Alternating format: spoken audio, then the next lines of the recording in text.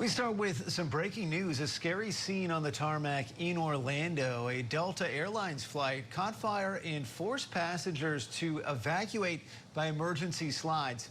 I'm Scripps News' Andrew Rafferty, and this is on the scene. The FAA says the Atlanta-bound plane had just left its gate at Orlando International Airport when flames were seen in an engine tailpipe.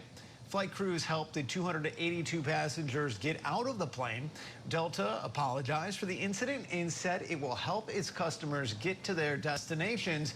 Thankfully, no one was hurt.